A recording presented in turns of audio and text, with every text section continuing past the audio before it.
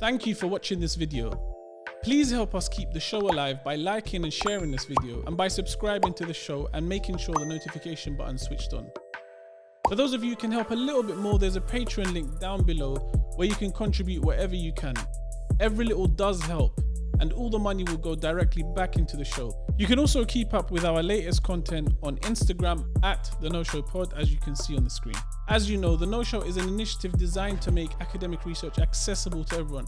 So do contribute to the conversation, leave some questions, have a discussion, and I'll make sure I get back to everyone. Thank you so much for taking the time to speak to me. I really appreciate you joining me on The No Show. How have you been sort of holding off in this lockdown, not lockdown? Well, it has indeed been very interesting times. In my own case, I spent, 3 months in lockdown in London. Then I went to Korea and was there for 3 months. Then my flight back to London got cancelled and so on. So I decided to go to Denmark instead and spend it there with my family. But it ended up being a 2-month stay in Denmark because in the meantime, we had the mink problem and other problems. And as a result, my flight back to London was cancelled. So I feel a little bit as though I've been a COVID nomad, traveling from region to region. So it's been interesting. I've been trying to make the best of working online because, of course, it does give a certain freedom that you're not tied to a specific place. But at the same time, I think the uncertainty and the inability to plan more than a week or maybe 2 weeks in advance has been truly challenging because I'm used to living a life where my, personal and work life is mapped out for the next 12 months. Okay, so it's that sort of detailed. Yeah, and all of that has gone out the window. It must be really difficult for some, for the type of work that you do to sort of have something planned so far ahead. Because I guess you know how long it takes you to sort of analyze something or dig through archives, etc. So then how have you maneuvered it? Well, I'll tell you what has been interesting, and that is that I was due to attend 4 conferences and give 4 conference papers in May, June, and early July, and all of that got cancelled. Mm-hmm. And in hindsight, that was a blessing in disguise because I was really concerned in February about how am I going to deliver this work? Yeah. How am I going to make time for it? And instead, over the summer, I had a really enjoyable research and writing time because a lot of my projects were cancelled. So I could truly focus on one piece of research. And I think that is, for me has been a real takeaway lesson that I probably do take on too much. It's that challenge, I guess, we all face. We have to learn to say no, but you never know what to say no to. That can be really difficult. Exactly. Right? What do you say no to? Somebody asks you to do this. You really want to support them. You say yes, because of course it's interesting. It's all interesting. Yeah. What you do is so interesting. Mm-hmm. But then before you know it, you have taken on too much. Absolutely, it's so true, and I think there's never been more of a time to reflect on something like that than coronavirus and this pandemic, because I guess you start. I mean, one of the things that I found, and one of the academics who's a good friend of ours and who we've had on the show, Rachel, she looks at how everybody was in this sort of rush to become productive during lockdown, and there was this fear of not being productive.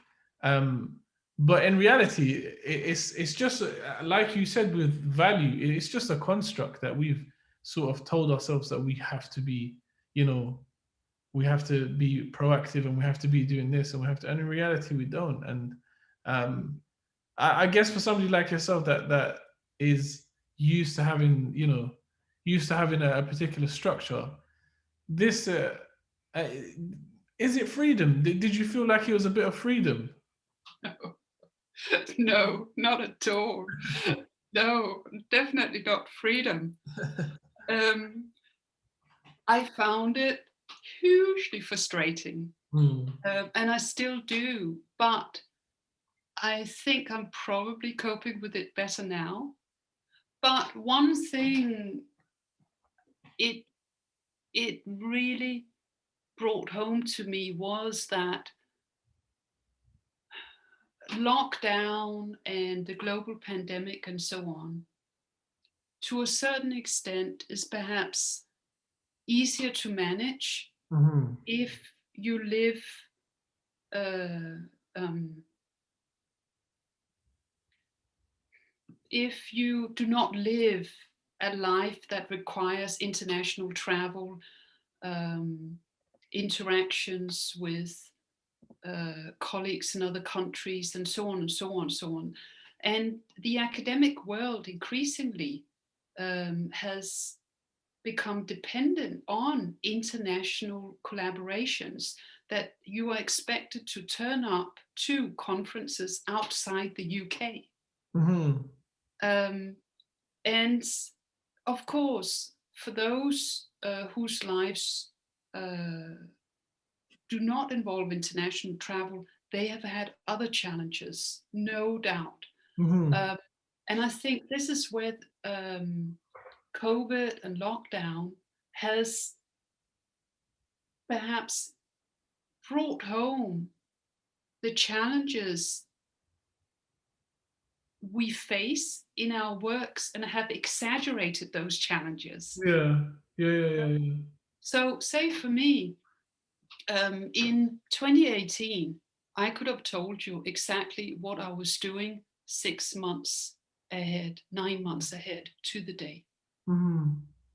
And that's perhaps not, I'm not sure whether that's a good or a bad way to live your life, but Yeah. that was the life I had become accustomed to. Yeah. I was also used to traveling a lot. I would probably be on a plane every month.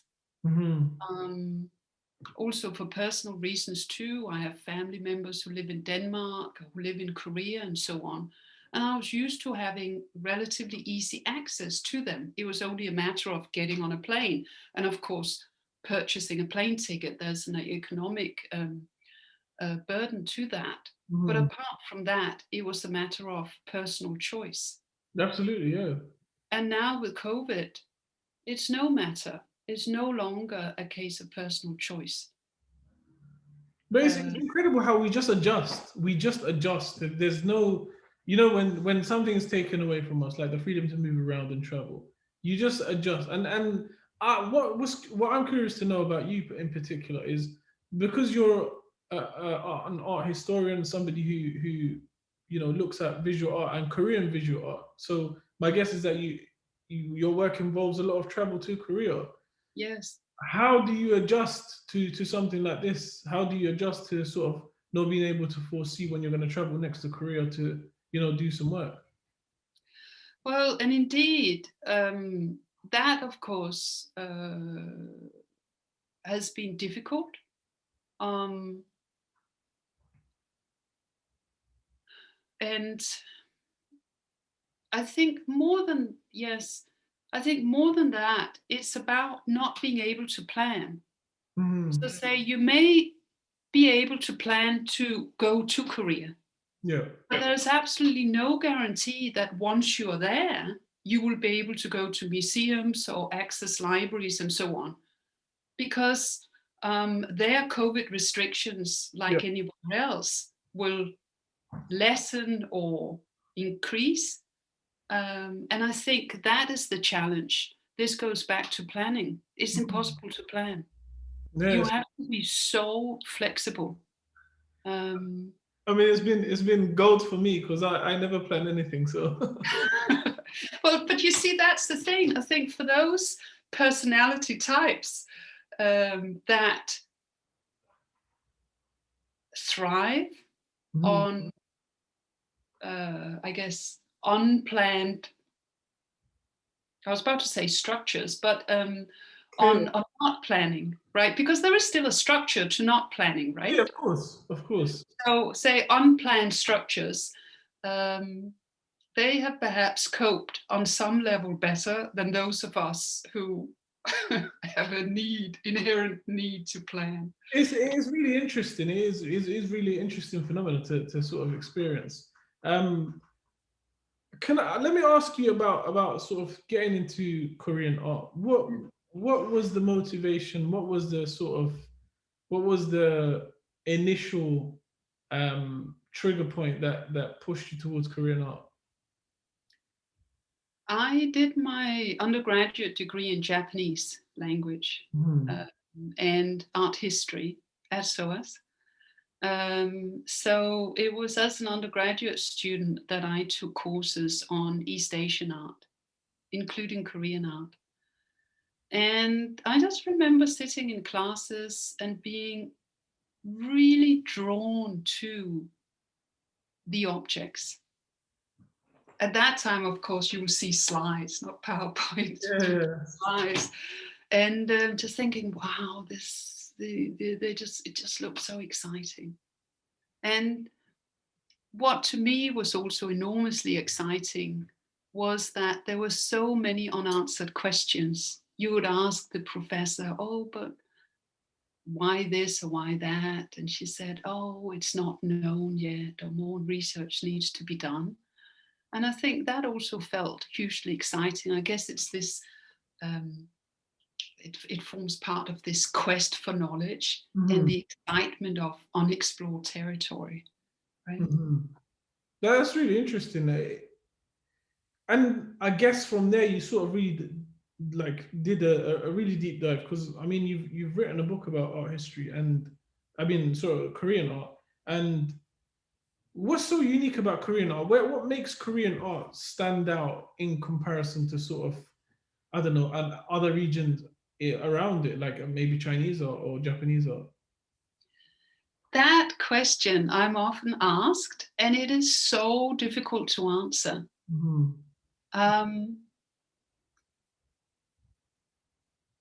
Because I think I'm no longer able to single out specific unique characteristics because I look at it too broadly. Okay. I think it's a question that's easier to pose to somebody who has visited Korea once and has, I guess,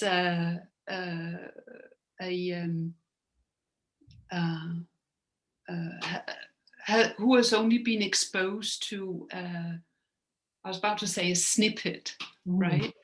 But it makes sense. It does make sense, because sometimes as an sort of a trained eye, you're so accustomed to looking at something in a particular way that you no longer sort of perhaps you miss the obvious sort of differences because it's, you're so immersed in that world. Yes, but also if you think about it, right? I mean, if somebody asked you to say, single out the unique characteristics of British music, what would you say? I mean, it's too broad. It's too broad a question.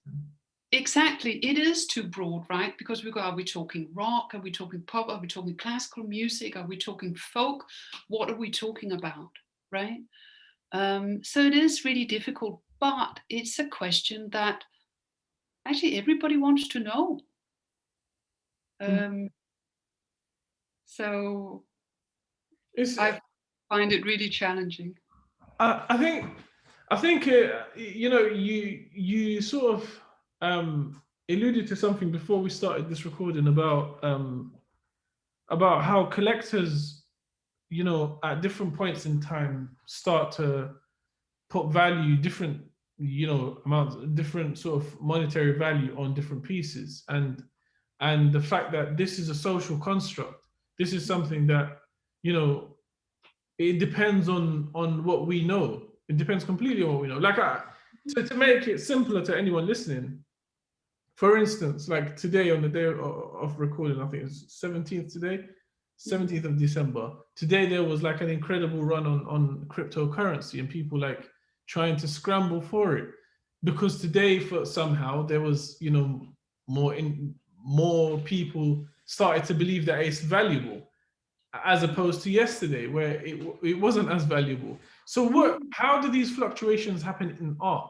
What makes sort of one piece, like you were saying, ceramics, one a ceramic piece valuable one day, and then a few years later maybe not so valuable? There are a number of theories related to that. But to, I guess, answer that within a relatively few sentences, there are a number of different factors, and they are all entwined. So, for example, individuals. If you have certain individual collectors who, for whatever reason, are very influential, then they can, of course, shape the art market, right? That's a given, right? You will have leaders and others who will follow, right? The same goes for museums. So say, for example, a museum will put on an exhibition that is written about in very positive terms, newspapers, then that can really influence the market value of the objects that go into the exhibition. Another factor can also be rarity, that the rarer the objects are, the higher their monetary value, though it's not always so. In the early 20th century, what appeared to be one of the attractive factors was the fact that the objects came out of tombs, and that they were seen not necessarily as archaeological, but as having archaic value. Right? So they were not contemporary. They were so-called old objects. And you know why it was important that they came out of tombs? So that they were not fakes. Oh, right. They're not contemporary fakes. So there was also another very practical reason why, that again and again the objects were referred to as tomb wares. It was something to do with authenticity. And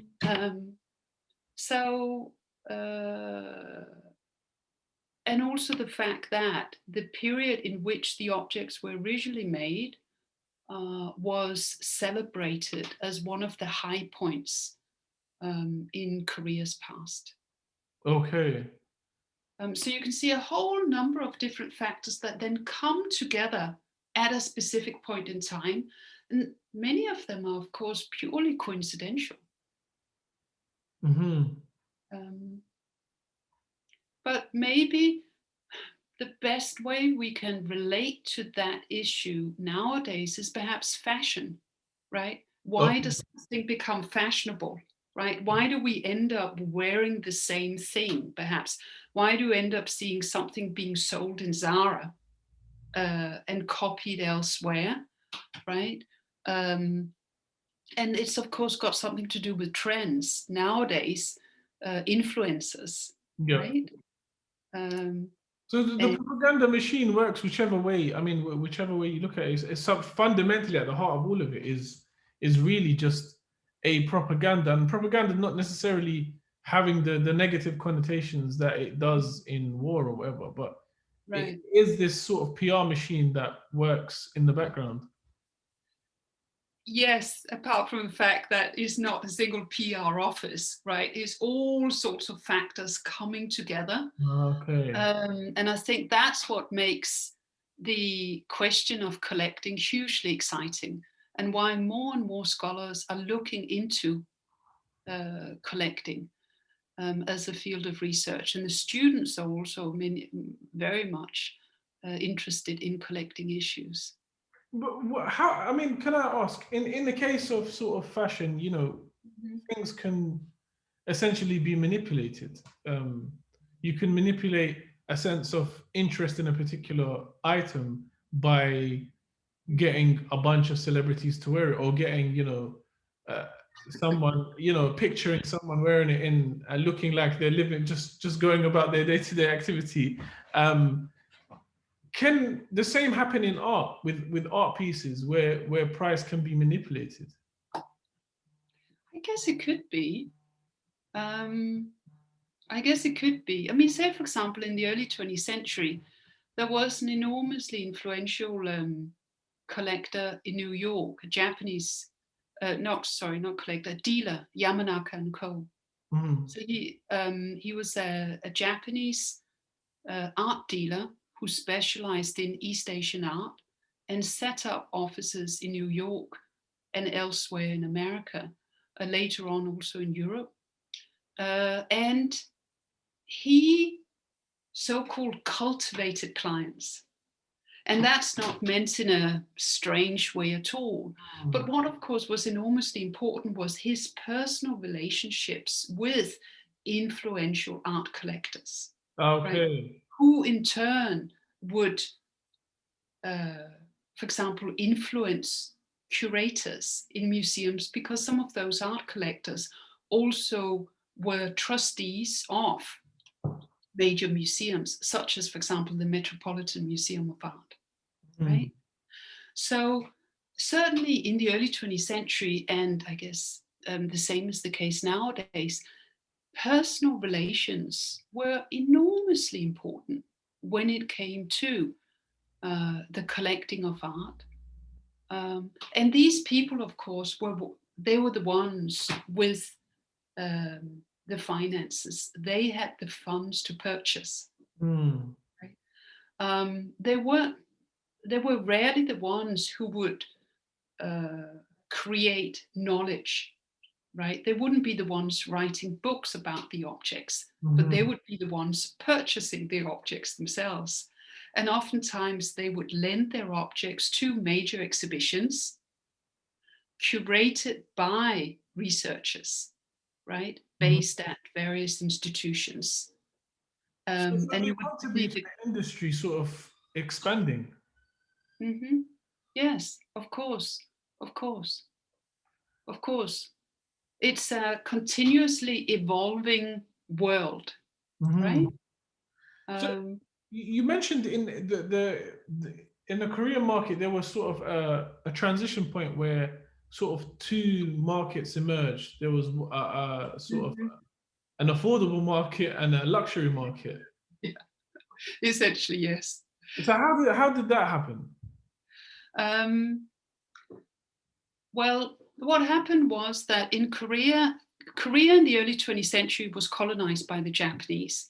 And that's why that the study of the collecting of Korean objects is all the more exciting, because it is entwined with colonial policies and later on post-colonial approaches to what happened during this particular period. But in 2016, the Japanese colonial government imposed a ban on export of Korean antiques. All right. So that meant from that time onwards, the prices of Korean antiques just skyrocketed. Wow. And that many collectors, of course, in America were unable to purchase objects directly from Korea, Japan, right? So it, I guess, increased the desirability of certain types of Korean antiques. So after this time, prices just went up. So by the late 1920s, the prices of these Korean ceramics were so high that it was only those of who were financiers, they were members of the Japanese aristocracy and so on, who were able to purchase them. But there were, of course, others who were also interested in art, who also wanted to purchase art. And a group of Japanese, I guess, amateur archaeologists ended up purchasing ceramics from a more contemporary period. Okay. They wrote about them, they created scholarship about them, they excavated them, and they curated exhibitions about these objects. So it, of course, therefore created a whole new discourse as to whether those more contemporary types of ceramics were equally valuable as collectibles as the earlier ones, right? And again, it goes back to these social constructs of beauty. It sounds like art is very difficult to detach from current narrative, like what's being spoken about, because from what I understand from these sort of contemporary collectors, these guys essentially just created their own market. They said, you know what, we're going to talk about it, we're going to make a buzz over here, and then see who comes. Well, I guess to a certain extent, I mean, maybe talk about it as such, right? Yeah. But certainly, you know, whilst doing research for this book, it really has made me think about contemporary celebrities, because of course, it's known that they do collect art, right? But I think it's perhaps not so public in terms of exactly what they collect or whom they collect. And I guess that's a personal choice they make, right? But there are certainly a lot of links, of course, you can make between the collecting of art in the 2020s and in the 1920s.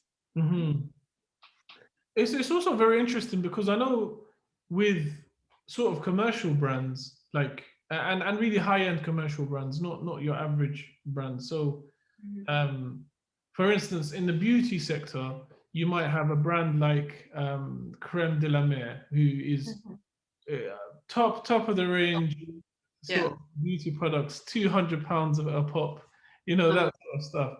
And what I find interesting is that when they do collaborate, they'll collaborate with artists as opposed to sort of a celebrity or a musician, or they sort of move towards this visual art and painters and that sort of stuff.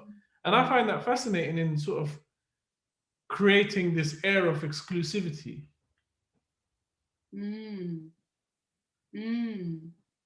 Yes, it's about, again, what gives value to a brand, how to create substance, right? And of course, also about reaching out to potential clients. This, of course, I guess lies outside my field because it ties in with marketing and branding and so on and so on.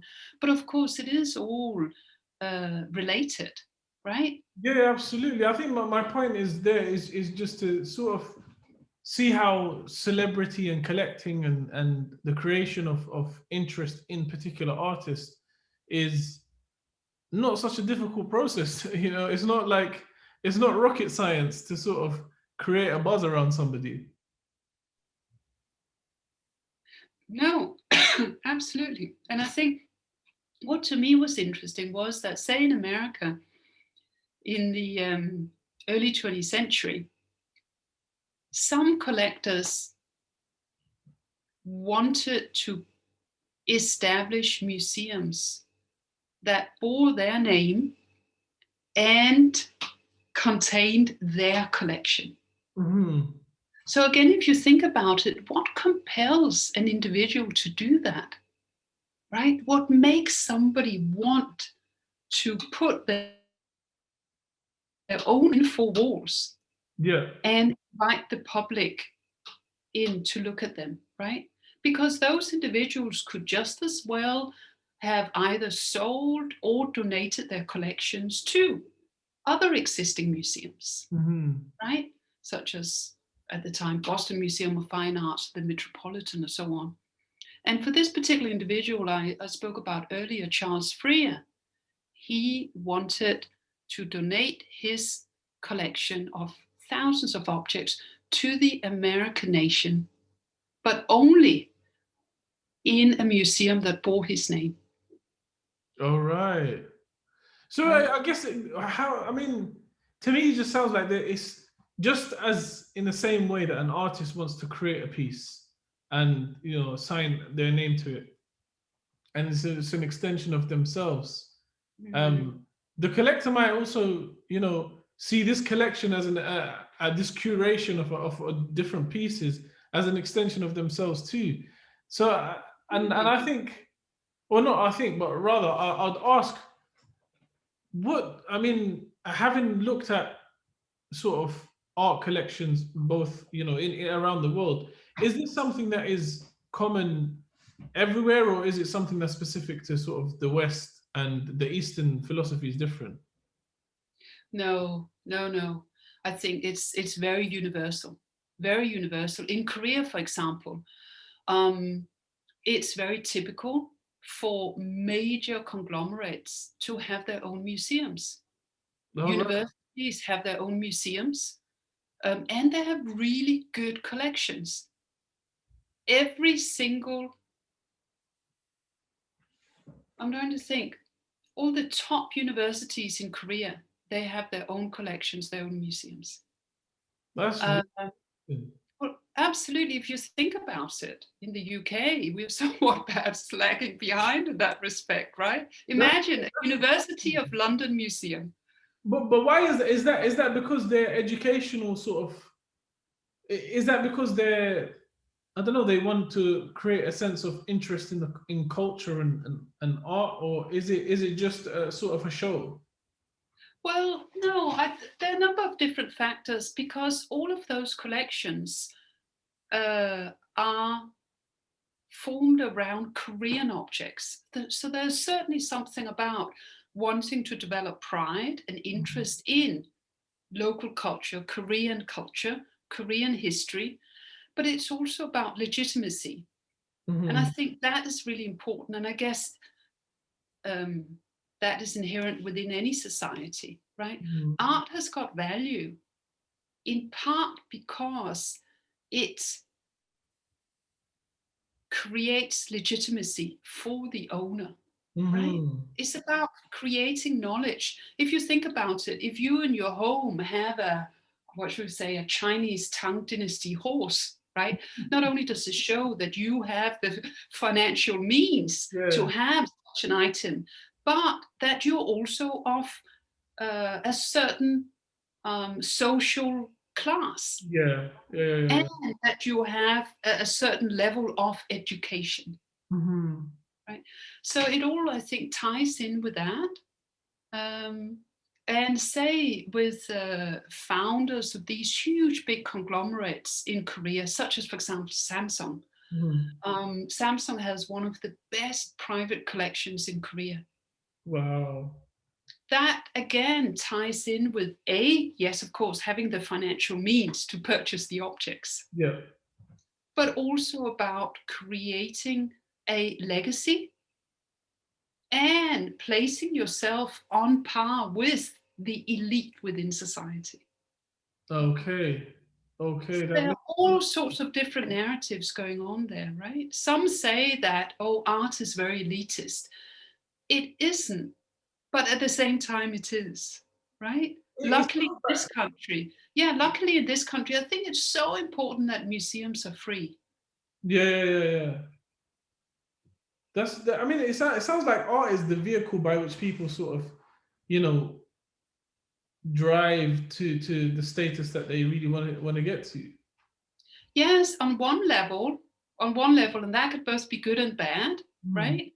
But I think perhaps much too often perhaps we forget that art is also about enjoyment. I think too often people perhaps will say to me, oh, I don't like going to museums, it's boring, or I don't really like art.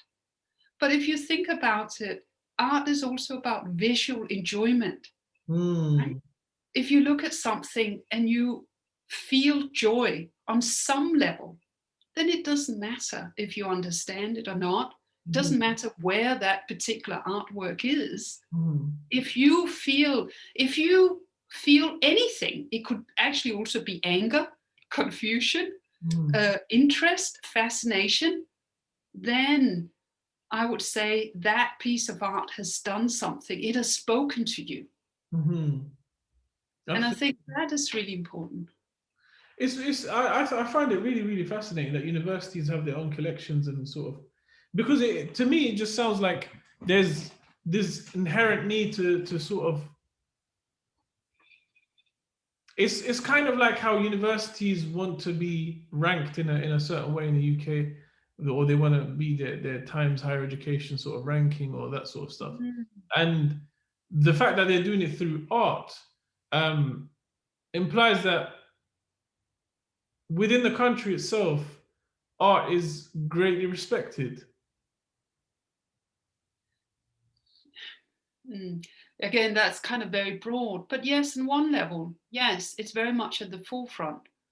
I mean, say, of course, for example, in this country, we have the Ashmolean Museum, the Fitzwilliam Museum, of course, tied in with Oxford and Cambridge. In Durham, they have their own collection. So, of course, it does happen elsewhere. But in Korea, um, I think art is very much, art in its broadest sense, is very much at the forefront of cultural policy. Mm. Um, and I would, mm, it, I think it's no coincidence that when the National Museum of Korea was relocated to a new place in Seoul, that at that time the building was the largest museum building in Asia. Hmm. I mean, of course, since then it's been superseded by others, Yeah, yeah, yeah. but that I think at the time was very important. That, of course, it creates a message, a very, very public message.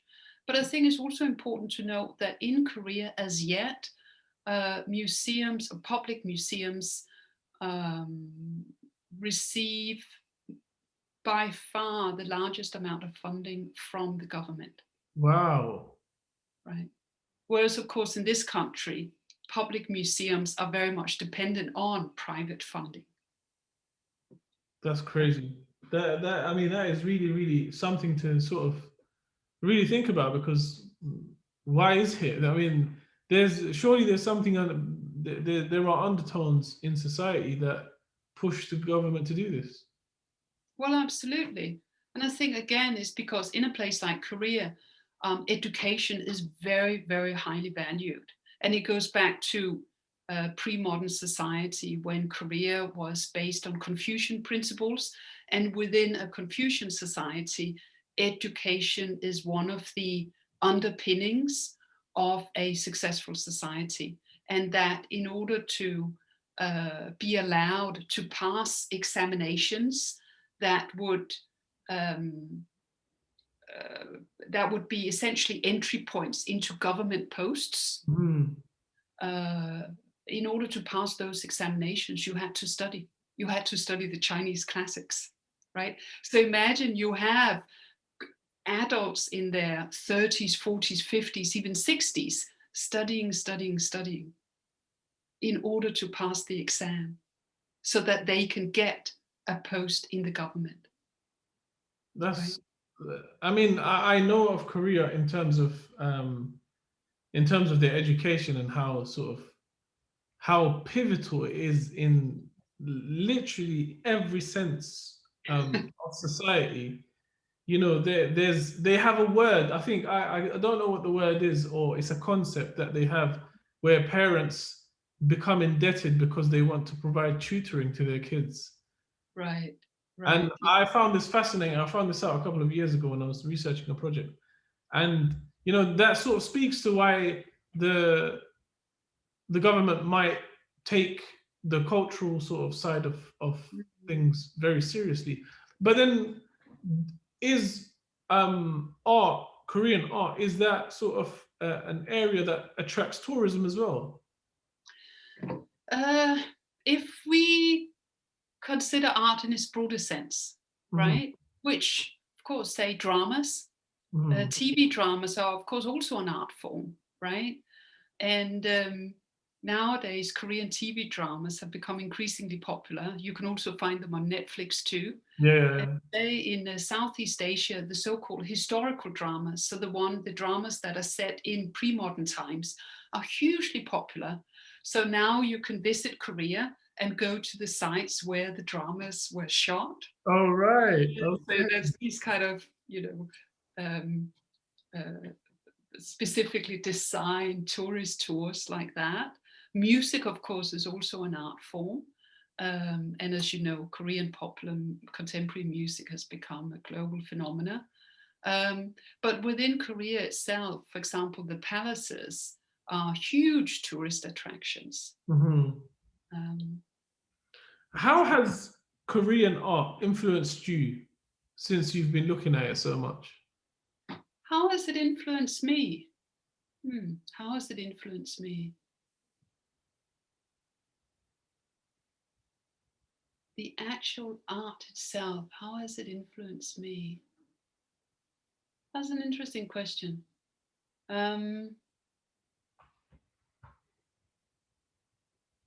I mean, whether it be your thinking, whether it be your sort of everyday practices, even just perhaps even your own sort of philosophies in your own research. How are there any sort of influences that Korea might have had on you? Korea at large, not necessarily just Korean art.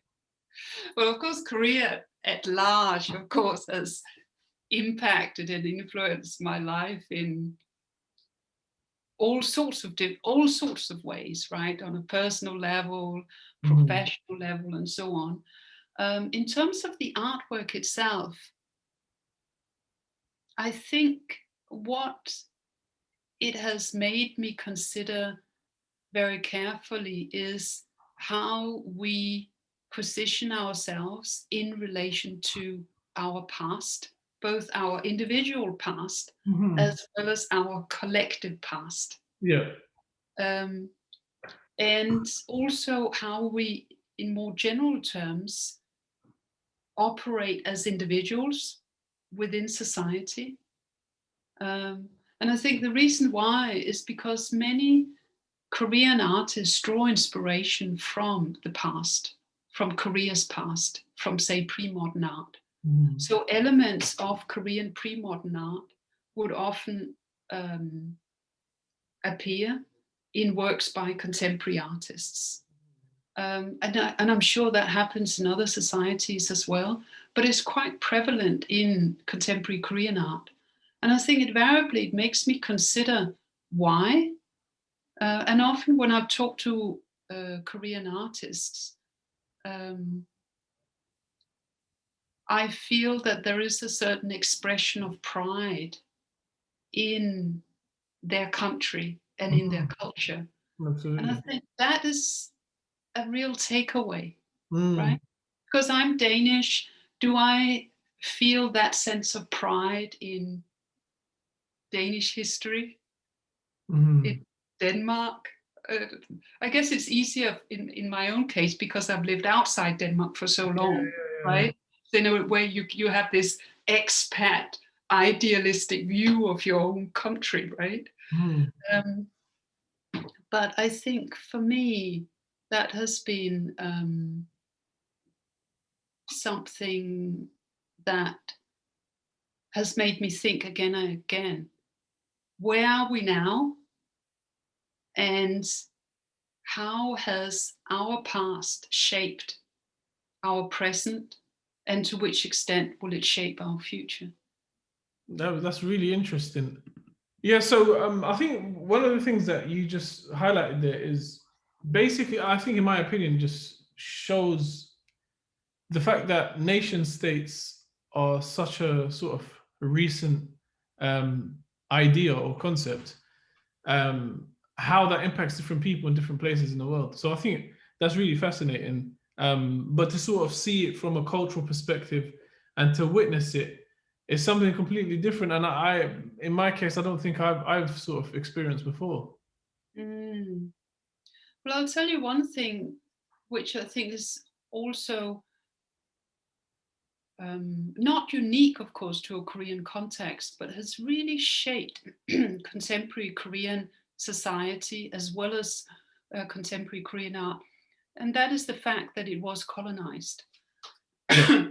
So it was under Japanese domain for about 45 years. Mhm. And the scars, and I use that word very deliberately, the scars that has left are immense. Mhm. And I do sometimes, of course, think, what would Korea be today if it hadn't been colonized, Yeah. right? But it's, of course, where, when we think of past historical events, the extent to which they shape not only the course of history, but the course of individual people's lives Mhm. more than 50 years after the event. So if you think about it, of course, Korea was liberated in 1945, right? Mhm. So of course, most people nowadays have no recollection at all of that particular period, right? They have not experienced it. And yet it is repeated again and again and again. Also in conversations amongst younger people as well, Mhm. right? But I mean, Uh, these events do. I mean, they do have such a lasting effect, even if you don't feel it. I mean, the fact that me and you are speaking English right now speaks to that in itself, because the British Empire was able to exert itself everywhere in the world, and become the default language of globalization. And so I think that does sort of lend itself well. So just before we sort of wrap up, can you sort of give a little summary of the book that you've worked on, and which has a beautiful cover? If you can show it on the camera again, please. It's a beautiful cover. it's a painting by a contemporary Korean artist called Shinak Chol. Mm. And many people actually think that it's two different paintings, but it's actually one work. Oh, right. Yeah, Okay. Okay. one I see. work, as you can Yeah, see yeah, like yeah, yeah. that. That's really interesting. Well, so it sort of, I mean, from my understanding, it's sort of painting a picture of dreams of like development, I guess, or improvement in the life. You're absolutely right. Yeah, you should become an art historian. Absolutely. I'll leave that to the experts. Absolutely. You can see these farmers here standing at the front, and Mhm. what you see up here is this mirage of high rises that the government at the time projected as being the ideal urban dream that Mhm. people should aspire to, right? But of course, the big tragedy is that for these people here, what happens up here is, of course, not relevant to them. Of course, it's a different world. Absolutely. And so So, the book you look at different artists, or is it just one specific artist that you follow? no, I look at a lot of different artists. In the book, there are, gosh, I mentioned more than, of course, 100 Oh, artists. wow. Okay. There are about 170 illustrations in the book. So what I do is that each chapter deal with a specific period, in some cases, in most cases covering about 2 to 3 decades. Mhm. And I explore specific events, say exhibitions, trends that are particularly pertinent to that particular period. That enables me to tell an overarching story of how Korean art developed over the course of around 120 years. That's really interesting, and I think it's something definitely like anyone who's new to Korean art or who wants to explore Korean art should definitely, you know, think to explore or get their hands on, because I mean, just speaking to you over sort of the past hour or so, you just opened my eyes to so many concepts and ideas that you know we think are unique to us, but the world, fundamentally at the heart of it, we're all people, and we share the same sort of struggles and beliefs and values and that sort of stuff. Where can people find you online? Find me personally? Yeah. I have my SOAS staff profile online. Yeah. And I'll link you onto the episode so people can have, you know, direct access to it. And so finally, what word of advice would you give to anyone hoping to or looking to explore different areas of the world to sort of do their art analysis or history on? Continue to ask questions. Let yourself be open to new ideas, new concepts, new inputs. And I think more than anything, stay excited. Mm-hmm. And be joyful, right? I think that is perhaps the most important thing that we tend to forget. Oh, it's all work. Oh, it's all, But at the end of the day, if you look at something and if you feel joy, that is a very powerful feeling, I think. Absolutely, you're spot on. I think, and I think this is a sort of a common feeling with experts that I've certainly spoken to and been around, is they do, regardless of the subject, regardless of the topic, they do feel a sense of joy when they're immersed in that world that they're researching or they're you know working on. So I think that's fantastic advice. Charlotte, thank you so much for taking the time to speak to me. I've really enjoyed this, and when your next book is about to get published, we'll definitely have you back on to speak about it in more detail. Well, thank you very much. Thanks, Hussein. Have a good evening. Thank you for watching this video. Please help us keep the show alive by liking and sharing this video, and by subscribing to the show and making sure the notification button is switched on.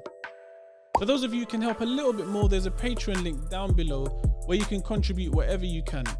Every little does help, and all the money will go directly back into the show. You can also keep up with our latest content on Instagram at The No Show Pod, as you can see on the screen. As you know, The No Show is an initiative designed to make academic research accessible to everyone. So do contribute to the conversation, leave some questions, have a discussion, and I'll make sure I get back to everyone.